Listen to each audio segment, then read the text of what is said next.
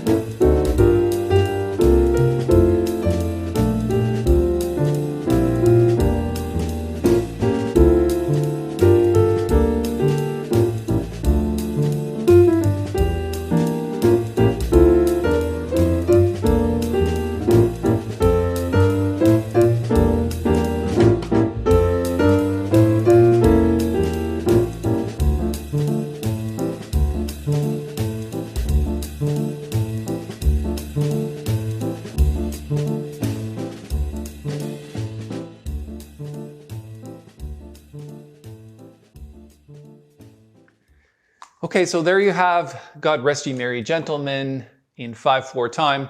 Yes, definitely outside the norm. I think we should start off by talking about these 5/4 patterns that we have. Obviously, that's right out of Take 5, so.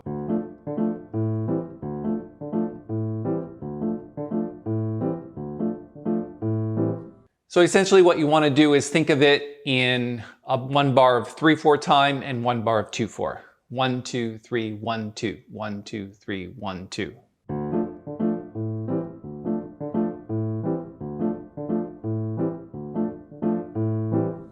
And then what I've done is I've reharmonized the tune because, of course, there aren't that many chords in the original version.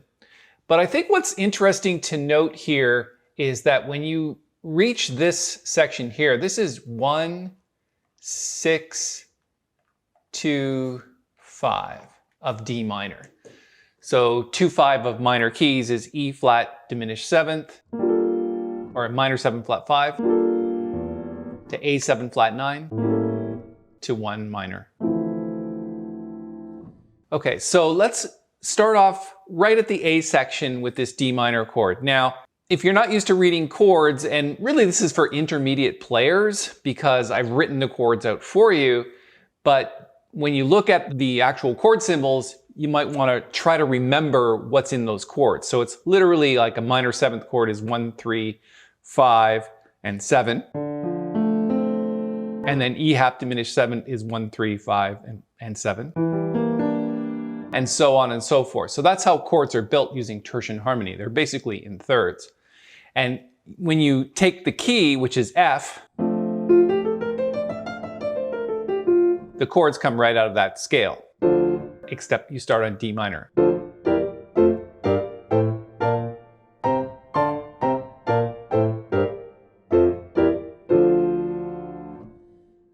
So what we want to do is a lot of times we're going to play voicings that are written here. So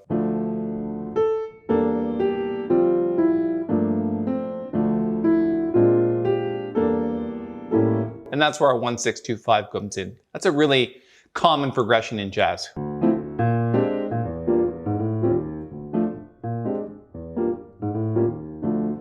Except we're in 5/4 time. So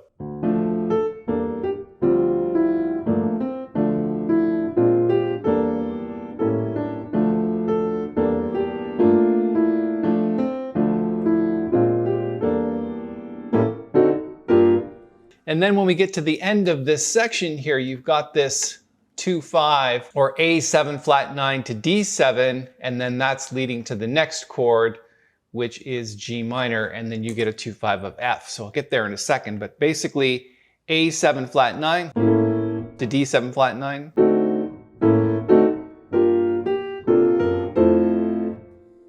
And let's continue on with the tune. What I find interesting about this song is the way it jumps into F for just a few bars. So G minor 7 to C7 to F, which is just 2, 5 of F. And then right back to D minor.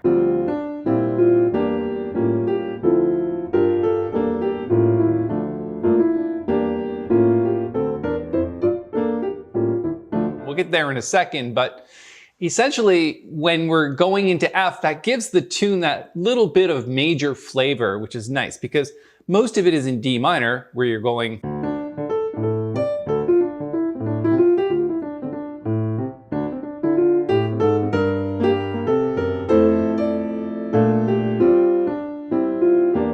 And it's a nice sort of reprieve from that minor stuff. It feels really good to the ears to do that. So from B,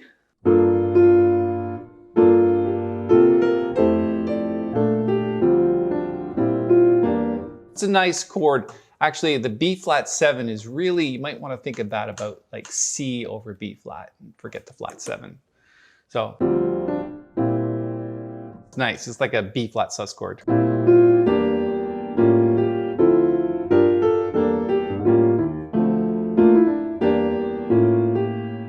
And then continuing on to finish the tune, you've got this pattern that's following the melody note. And I'm just basically following it with chords evenly. Nice sound. So D minor to E flat, or sorry, to E half diminished 7th, F major 7, G minor 7,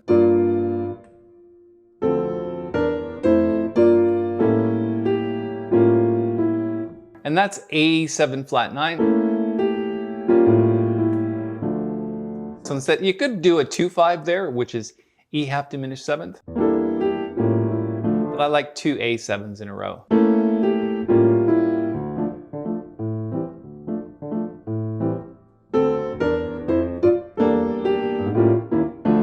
Now, you don't have to play those tenths in the left hand. You could just play the root if you wanted to. But it's nice voicings if you can play that whole tenth.